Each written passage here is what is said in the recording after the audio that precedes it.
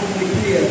Okay, so what are the three topics that we talked about so far? អូខេអញ្ចឹងយើងបាននិយាយជាមួយគ្នា3 topic ជាមួយគ្នា Cưa đây. Nào What one and how? Okay, good. So the fourth one is in English it's called application. អញ្ចឹងយើងបាននិយាយមួយគ្នា3ហើយហើយចំណុចទី4គឺយើងរៀនជាមួយគ្នាអំពីរបៀបនៃការអនុវត្ត So application pretty much means taking and using what you learn and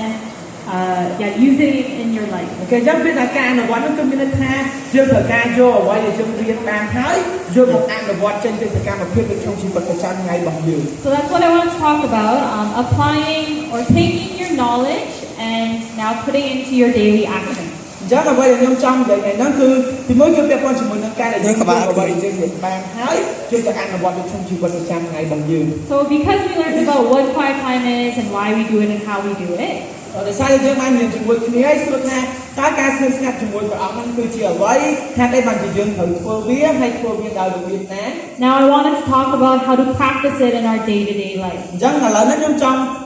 រៀនជាមួយគ្នាអំពីរបៀបការដែលយើងត្រូវអនុវត្តវាប្រចាំថ្ងៃរបស់យើង Okay, so there's two main points in this that I want to share with you. អញ្ចឹងមានពីរចំណុចសំខាន់ៗដែលខ្ញុំចង់ចែករំលែកជាមួយអ្នកទាំងអស់គ្នា The first one is the importance in living out what you learn. អញ្ចឹងគឺចំណុចទី1គឺអំពីសារៈសំខាន់ក្នុងការដែលយើងអនុវត្តនៅអ្វីដែលយើងរៀនបាន And the second one is sharing what you learn with your community members. ហើយទី2នោះគឺមានន័យថាការចែករំលែកនៅអ្វីដែលយើងរៀនបានទៅកាន់អ្នកជុំវិញខ្លួនរបស់យើង Okay, so let me start off by with another example. អញ្ចឹងខ្ញុំនឹងចាប់តាមជាមួយនឹងអ្នកទាំងអស់គ្នានៃការដែលផ្ដល់ឧទាហរណ៍មួយ So I think a lot of you guys are still in school. អញ្ចឹងខ្ញុំគិតថាភាគច្រើនដែលយើងទាំងអស់គ្នានៅទីនេះគឺកំពុងតែនៅរៀនឡើយទេ When you're in school, a lot of teachers and older people tell you to study. អញ្ចឹងនៅពេលដែលយើងកំពុងតែរៀននៅសាលាយើងឃើញថាមានគ្រូបង្រៀនឬក៏ដូចជាមនុស្សចាស់ៗជាច្រើនបានប្រាប់យើងឲ្យរៀន Tita, why do they tell you to study? ហេតុអីបានជាពួកគាត់ទាំងអស់នោះប្រាប់បងឯងឲ្យរៀន Tao như đi. ហេតុអីបានគ្រូឬក៏ Why do they tell you to study hard? ឲ្យទៅរៀនឲ្យរៀនអញ្ចឹង Mà nếu ok. Rất kì. Okay, what else? What are some other reasons? Look to study. Why, as a teacher, why do you tell your students to study hard? Siêu nhiều cô. Okay.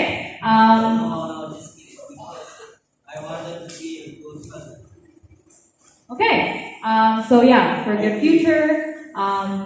I've heard someone say before that you study hard so that you can get a good grade and pass your exams. អូខេអញ្ចឹងtrờiតែយើងត្រូវខាខំរៀនដោយសារដើម្បីមានអនាគតល្អអីអញ្ចឹងប៉ុន្តែសម្រាប់ខ្ញុំធ្លាប់ឮអ្នកមួយចំនួនគាត់និយាយថាគាត់ទៅរៀនខំរៀនហ្នឹងដើម្បីអីដើម្បីនឹងប្រឡងជាប់ហើយបានពិន្ទុល្អ That's what I thought when I was a kid អា too. នេះក៏ជាអ្វីដែលខ្ញុំធ្លាប់គិតនៅពេលដែលខ្ញុំកំពុងតែរៀនហ្នឹងដែរ I used to think there's an exam, so you study hard, you study, and then forget what you learned. អញ្ចឹងហើយគេថាអូចិត្តប្រឡងឲ្យខំរៀនដើម្បីប្រឡងចប់ហើយផ្លិចអីដែលរៀនបានអស់ហើយ But as I was getting older, I learned that learning never stops. ប៉ុន្តែនៅពេលដែលខ្ញុំគ្រឿងពេញវ័យទៅមុខទៀតទៅខ្ញុំបានដឹងថាអូតែពិតការរៀនសូត្រនោះគឺគាត់ឲ្យឈប់ទេ You study so that you can have more knowledge about different things in life. អញ្ចឹងយើងត្រូវការរៀនជាមួយគ្នាដើម្បីអីដើម្បីឲ្យយើងដឹងអំពីរឿងផ្សេងៗនៅក្នុងជីវិតរបស់យើង So for example, you study math and it becomes useful in your life. ឧទាហរណ៍បើសិនជាយើងរៀនគណិតវិទ្យានោះវានឹងមានសារៈសំខាន់នៅក្នុងជីវិតរបស់យើង If you didn't go to school and study math, you wouldn't know how to count and calculate. អញ្ចឹងបើសិនជាយើងអត់រៀនគណិតវិទ្យាអត់អីទេប្រហែលជាយើងអត់ដឹងអំពីរបៀបគិតលេខឬក៏ការរាប់ចំនួនអីផ្សេងៗទេ You study geography because you want to practice what you learn by knowing where places are in the world. គេយើងរៀនភូមិវិទ្យាដោយសារយើងចង់ដឹងអំពីទីកន្លែងផ្សេងៗនៅលើពិភពលោកហ្នឹងថានៅកន្លែងណា And you study English so that you can talk to people that don't speak Khmer. ហើយបើយើងរៀនភាសាអង់គ្លេសដើម្បីអីជុំនិយាយទៅកាន់អ្នកដែលអត់ចេះនិយាយខ្មែរ You don't simply study to pass a test. អញ្ចឹងយើងមិនគ្រាន់តែរៀនដើម្បីទាំងមិនហ្នឹងគឺវាជាការមួយដែលប្រៀបដូចជាមួយនឹងការដែលយើងធ្វើជាការជាមួយនឹងព្រះអង្គដែរ We don't just read the Bible so that we say we studied it. អញ្ចឹងមិនគ្រាន់តែអានព្រះគម្ពីរដោយគ្រាន់តែរៀនតែព្រះបន្ទូលរបស់ព្រះអង្គប៉ុណ្ណឹងទេ We read and study the Bible because This is the book that tells you how God wants you to live your life. គឺយើងត្រូវការអានហើយរៀនព្រះគម្ពីរដោយសារអីវាគឺជាសភៅមួយក្បាលដែលព្រះអង្គប្រាប់យើងថាព្រះអង្គចង់ឲ្យយើងធ្វើអីគេនៅក្នុងជីវិតរបស់យើង As God's people in the Bible, it tells you what kind of person you need to grow into. អញ្ចឹងក្នុងនាមជាយើងជាគ្រីស្ទបរិស័ទជាមនុស្សរបស់ព្រះអង្គនៅពេលដែលយើងអានព្រះគម្ពីរគឺព្រះអង្គនឹងបង្រៀនយើងអំពីប្រភេទមនុស្សបែបណាដែលព្រះអង្គចង់ឲ្យយើងរីកចម្រើនទៅជាម្នាក់នឹង When I was in high school, I used to think that quiet time was a chore. ចឹងនៅពេលដែលខ្ញុំរៀននៅវិទ្យាល័យខ្ញុំគិតថាការធ្វើស្ងៀមស្ងាត់វាគ្រាន់តែជាកាតព្វកិច្ចមួយសម្រាប់ខ្ញុំដែលត្រូវធ្វើ I prayed and I read my Bible. ខ្ញុំសរសើរនឹងកាលហើយខ្ញុំអានព្រះគម្ពីររបស់ខ្ញុំ And after finishing my quiet time, I would think I'm free for the day. អញ្ចឹងបន្ទាប់ពីអានធ្វើស្ងៀមស្ងាត់អាន12អានដល់ខ្ញុំគិតថាអូតនេថ្ងៃហ្នឹង I used to just read it and then forget about what I learned. ខ្ញុំគាត់តែអានទេហើយក៏ខ្ញុំភ្លេចអស់លេងអ្វីដែលខ្ញុំអានហ្នឹង And that never gave me the chance to grow as a ហើយ person. ដល់ពេលធ្វើចឹងទៅវាហាក់បីដូចជាខ្ញុំអត់ផ្ដល់ឱកាសខ្លួនខ្ញុំមានការអភិវឌ្ឍឬក៏ការផ្លាស់ប្ដូរនៅក្នុងជីវិតរបស់ខ្ញុំទេ So when my Sunday school teachers asked me questions, I knew the answers, but I didn't use it in my everyday អូខេ life. ចឹងនៅពេលដែលគ្រូបង្រៀនរបស់ខ្ញុំនៅវិហារនៅអីសួរសំណួរផ្សេងៗចឹងទៅខ្ញុំដឹងចម្លើយទាំងអស់ផងដែរខ្ញុំអត់បានអនុវត្តទាំងអស់ហ្នឹងនៅក្នុងជីវិតរបស់ខ្ញុំទេ So for example, let's say in your quiet time you're reading about how Jesus teaches us to love one ឧ another. ទាហរណ៍បើសិនជាយើងធ្វើការស្ងៀមស្ងាត់ជាមួយព្រះអង្គហើយព្រះអង្គបង្រៀនយើងថាត្រូវការស្រឡាញ់គ្នាទៅវិញទៅមកស្រឡាញ់បងប្អូនរបស់យើង You read it and you pray about it and reflect it. បើយើងអានច្រើនហើយយើងមានការឆ្លុះបញ្ចាំង And the moment you close your Bible, you go back to doing the same thing you were doing before. អញ្ចឹងហើយយើងបិទកាពីបិទឲ្យហើយវិលត្រឡប់ទៅវិញធ្វើរឿងដដែលដែលយើងធ្លាប់ធ្វើ You go back to fighting with your brothers and sisters, យើងប្រហែលជាត្រឡប់ទៅឈ្លោះប្រកែកជាមួយបងប្អូនរបស់យើង saying hurtful things,ឬក៏ធ្វើអីផ្សេងៗឲ្យពួកគេឈឺចាប់ and not treating your brother or sister with ហើយ love. យើងអត់បានស្រឡាញ់ពួកគេ So what was the point of you reading the passage if you're not going to use it? ប៉ុន្តែសួរថាវាមានន័យអីបើយើងគ្រាន់តែអានហើយយើងអត់យកអ្វីដែលយើងរៀនបានហ្នឹងទៅអនុវត្តក្នុងជីវិតរបស់យើងផងហ្នឹង So I wanted to read a passage in the Bible ខ្ញុំចង់រៀនខគម្ពីរមួយនៅក្នុង in Matthew 15, 8 to 9. Chapter 15, 8 to 9. តែនៅក្នុងម៉ាថាយចំពោះ15ខ8ដល់ខ9 Yeah. Okay. These people honor me with their lips, but their hearts are far away from me. They worship me in vain. Their teachings are but rules taught by men. បណ្ដាជននេះគេគោរពប្រតិបត្តិដល់អញតែបបោមាត់ទេឯចិត្តគេនោះនៅឆ្ងាយពីអញណាស់គេថ្វាយបង្គំអញជាអត់ប្រយោជន៍ទេព្រោះគេបង្រៀនសេចក្តីដែលជាបញ្ញត្តិរបស់មនុស្ស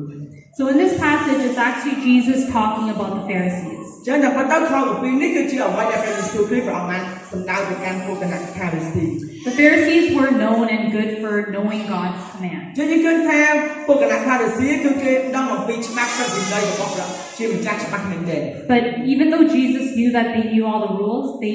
Jesus saw their hearts. ប៉ុន្តែទោះបីជាព្រះអង្គដឹងថាអូគេស្គាល់ពីក្រឹតវិន័យស្គាល់ច្បាប់ពីព្រះអង្គច្រើនក៏ដោយប៉ុន្តែព្រះយេស៊ូវគ្រីស្ទព្រះអង្គបានជ្រាបអំពីចិត្តរបស់ពួកគេម្នាក់ៗ These Pharisees may know all the right answers, but they weren't following it out. តែប៉ុន្តែពួកគណៈផារីស៊ីគេដឹងចម្លើយអំពីអ្វីដែលត្រឹមត្រូវក្នុងការធ្វើប៉ុន្តែគេអត់បានអនុវត្តវានៅក្នុងជីវិតរបស់គេ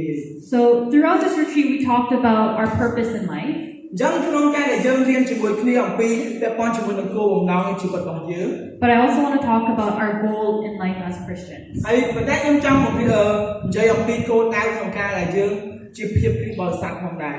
As Christians, our goal is to become more like Jesus. ហើយគោលដៅក្នុងភាពជាគ្រីស្ទបរិស័ទរបស់យើងគឺយើងត្រូវការខ្លាយទៅជាដូចរូបអង្គព្រះយេស៊ូវគ្រីស្ទ So how is your time with God changing you and growing you? ប៉ុន្តែសួរសំណួរសួរថាតើការដែលយើងចំណាយពេលវេលាជាមួយព្រះអង្គហ្នឹងនឹងមានការផ្លាស់ប្ដូរអ្វីខ្លះទៅលើយើង Everything that you read in the Bible applies to your life. ចឹងអ្វីដែលយើងអាននៅក្នុងព្រះគម្ពីរ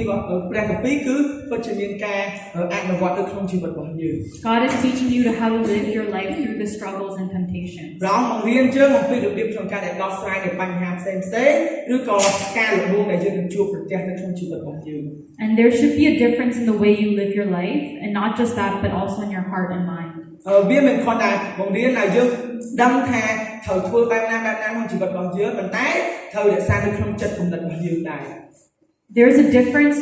with people that do daily devotions versus when they don't. គេចឹងគឺមានភាពខុសគ្នាមែនទែនរវាងអ្នកដែលធ្វើការស្ងៀមស្ងាត់ជាមួយនឹងព្រះអង្គជារៀងរាល់ថ្ងៃនិងអ្នកដែលអត់ធ្វើ You may not see it, but other people do.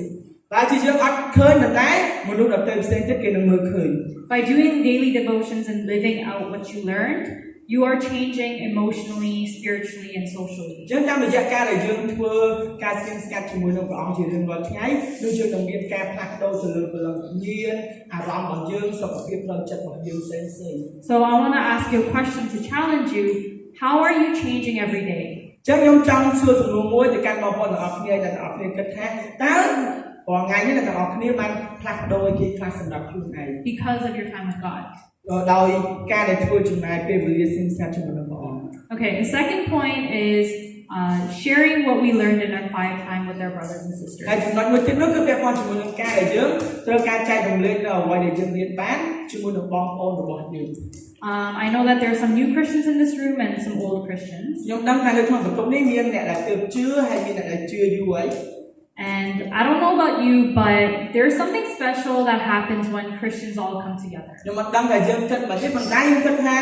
ត្រូវតែមានការអីមួយកើតឡើងនៅពេលដែលក្រុមព្រាយបរិស័ទជួបជុំគ្នាប្រកបគ្នា When Christians come together and worship and pray, នៅពេលដែលគ្រីស្ទបរិស័ទជួបជុំគ្នាដើម្បីនឹងជឿសរសើរពីការព្រះអង្គ there's something that happens. គឺនឹងមានការមួយនឹងកើតឡើងហើយ Knowing that there are people in our life that we can call brothers and sisters is actually really special. តែប៉ុន្តែការគ្រាន់តែយើងដឹងថាមានមនុស្សដែលនៅជុំវិញខ្លួនដែលយើងអាចហៅថាជាបងប្អូនប្រុសបងប្អូនស្រីហ្នឹងគឺជាទំនាក់ទំនងមួយដ៏ពិសេសសម្រាប់ជីវិតរបស់យើង We get to call each other family because we have a relationship with God. ដោយសារអីយើងអាចហៅគ្នាជាក្រុមគ្រួសារតែមួយដោយសារអីយើងមានទំនាក់ទំនងជាមួយនឹងព្រះអង្គដូចគ្នា So you're probably wondering, why do I have to share what I learned to these people? ហើយយើងឆ្ងល់ថាហេតុអីបានយើងត្រូវការចែករឿងរ៉ាវទាំងអស់នេះទៅកាន់មនុស្សដែលនៅជុំវិញខ្លួនយើងហ្នឹង So I want to give you another example. ខ្ញុំចង់ឲ្យឧទាហរណ៍មួយទៀតទៅកាន់អ្នកទាំងអស់គ្នា I used to not share my quiet time back in Canada. តែប៉ុន្តែពេលមុនហ្នឹងខ្ញុំអត់ដែលធ្លាប់ចែកចាយនៅការដែលខ្ញុំធ្វើសិក្សាជាមួយព្រះអង្គនៅប្រទេសកាណាដា Sharing my quiet time is actually something I started to do while I was in Cambodia. ប៉ុន្តែការចែកចាយទៅអ្វីដែលខ្ញុំរៀនបានពីការធ្វើសិក្សាជាមួយព្រះអង្គហ្នឹងគឺជាពេលដែលខ្ញុំទើបតែចាប់ផ្ដើមធ្វើនៅពេលដែលខ្ញុំមកកម្ពុជានេះទេ So a lot of you guys know Nakru Ann or Makhom. ហើយជាអ្នកទាំងអស់គ្នាបានស្គាល់អ្នកគ្រូអានឬក៏ម៉ាក់ថងអី She cares and teaches and works at Living Fountain. គាត់ជាអ្នកដែលខ្វាយខ្វល់ជាអ្នកដែលថែរក្សា Living Fountain ហ្នឹង I go for a long drive with her a lot. ខ្ញុំបានធ្វើដំណើរតាមឡានផ្លូវឆ្ងាយពីគាត់ច្រើនមែនទេ Sometimes if she has to go to the bank or she has to go to Phnom Penh, I go with her. ចឹងនៅពេលដែលគាត់ត្រូវការទៅណែទៅនាំទៅពេញទៅអីហ្នឹងខ្ញុំតាមទៅទៅមួយគាត់ដែរ Sometimes I like getting in the car with her and sometimes I don't. ពេលខ្លះខ្ញុំចូលចិត្តជិះឡានមួយគាត់ទៅមួយគាត់ទៅតែពេលខ្លះក៏ខ្ញុំអត់ទៅចូលចិត្តណាស់ដែរ Because that's when the deep talk starts to ដោយសារ happen. អីឲ្យតែជិះមួយគ្នាទៅខ្ញុំតែមានរឿងទៅចាក់ជ្រៅទៅ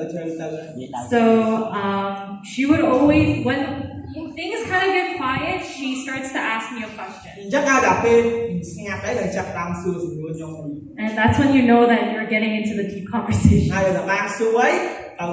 ជ្រៅទៅ So she starts off, I know that she's getting into a deep conversation because she starts off the question with, how are you doing? អញ្ចឹងខ្ញុំដឹងឲ្យតែគាត់ដើរមកប្រយោគដល់ខ្ញុំដឹងថាអត់ចិត្តទៅជ្រៅទៅហើយ It's not just in គាត់ passing. សួរតែមិនដែរយើងសប្បាយអត់ It's not just like, oh, how are you doing? It's, so, how are you doing? មិនមែនគាត់ថាសុខសប្បាយណាមិនដែរសុខសប្បាយអត់ And then the question next is, what have you been learning or what has God been teaching អ you? ញ្ចឹងដល់សំណួរមួយទៀតមិនដែរតើបានរៀនអីគេខ្លះតើព្រះអង្គកំពុងតែបង្រៀនអ្វីដល់អ្នក As much as I don't love having deep talks with her, I actually love it when she asks me those questions. ចុះបើខ្ញុំអត់ចូលជាអ្នកដែលអត់សូវចូលចិត្តនិយាយរឿងជ្រៅជ្រៅក៏ដោយប៉ុន្តែចំណាំខ្ញុំចូលចិត្តក្នុងការដែលគាត់សួរសំណួរទាំងអស់ក្នុងប្រការខ្ញុំ Those two simple questions gives me the opportunity to think about what God has been teaching ដោយ me. សារសំណួរ មើលទៅយើងស្ដាប់ទៅសាមញ្ញពីរហ្នឹងប៉ុន្តែជាការមួយដែលធ្វើឲ្យខ្ញុំគិតបានច្រើនមែនទែន From reflecting, there are some times when I know exactly what God has been teaching me. តាមរយៈការដែលខ្ញុំឆ្លុះបញ្ចាំងមកខ្លួនរបស់ខ្ញុំជាការមួយដែលធ្វើឲ្យខ្ញុំបានដឹងថាអូព្រះអង្គកំពុងតែបង្រៀនឲ្យគេមកកាន់ខ្ញុំ But there are some times when I don't know anything about what God has been teaching me. ប៉ុន្តែពេលខ្លះក៏ខ្ញុំអត់ដឹងថាអូព្រះអង្គកំពុងតែចង់បង្រៀនឲ្យគេដល់ខ្ញុំទេ But either way, by talking it out with someone, it gives me the time to reflect and think about what I have been experiencing. ប៉ុន្តែសម្រាប់ខ្ញុំឲ្យតែខ្ញុំបាននិយាយទៅកាន់អាគេម្នាក់និយាយជាមួយគ្នាណាម្នាក់វាជាឱកាសមួយដែលអាចធ្វើឲ្យខ្ញុំមានការឆ្លុះបញ្ចាំងច្រើនមកចំពោះជីវិតរបស់ខ្លួនខ្ញុំ And that's one of the advantages of sharing your quiet time. ហើយវាតែងតែផ្ដល់នូវផលល្អក្នុងការដែលយើងចែករំលែកនៃការធ្វើស៊ីស្ងាត់ជាមួយគ្នា You really let what you're learning soak into your heart. យើងនឹងអាចចាប់យកបានអ្វីដែលគេរៀនបានចូលមកនៅក្នុងចិត្តរបស់យើងដែរ We have brothers and sisters, well, everybody that has a journey in their life. ព្រោះយើងដឹងហើយនៅក្នុងដំណើរជីវិតរបស់យើងតែងតែមានបងប្អូនរបស់យើង Everyone has a struggle. ហើយគ្រប់គ្នាទាំងអស់សុទ្ធតែមានការលំបាកនៅក្នុងជីវិតរបស់យើង They have family problems, temptations, and personal problems. ហើយជាយើងមានបញ្ហាគ្រួសារជួបនឹងការលំបាកឬក៏បញ្ហាផ្សេងៗដែលកើតឡើងនៅផ្ទាល់ខ្លួនរបស់យើង You sharing your time with God is your way of encouraging them. តែយើងត្រូវដឹងថាការដែលយើងចែករំលែកនៅអ្វីដែលព្រះអង្គបង្រៀនយើងទៅកាន់ពួកគេក៏ជាការមួយដែលយើងអាចលើកទឹកចិត្តពួកគេបានច្រើនដែរ What God has been teaching you,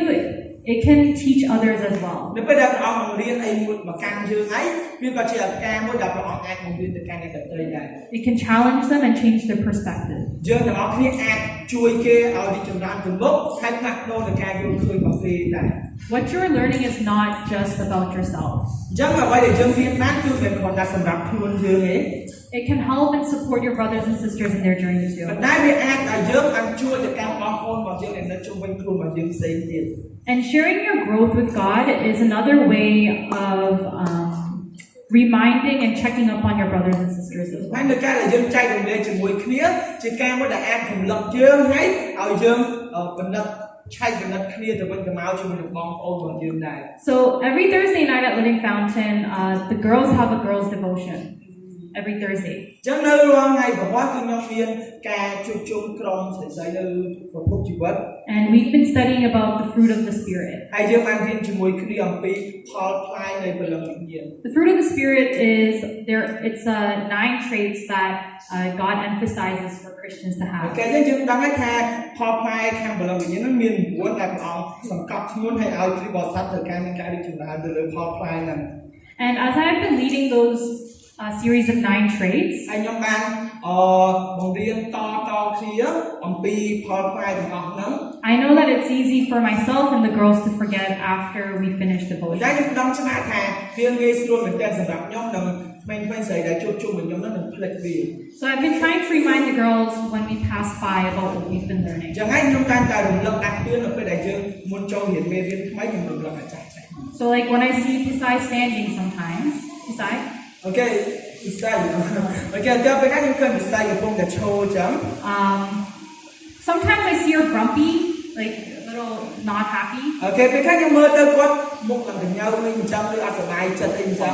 So I would just tell her the word joy because that's one of the traits that we're ភា learning. សាខ្ញុំរំលឹកគាត់ពីអំណរភាសាធ្វើឲ្យគាត់មានភាពរីករាយឡើងវិញ And there was one time when I started complaining and whining about the amount of work I have. តែនៅពេលនោះ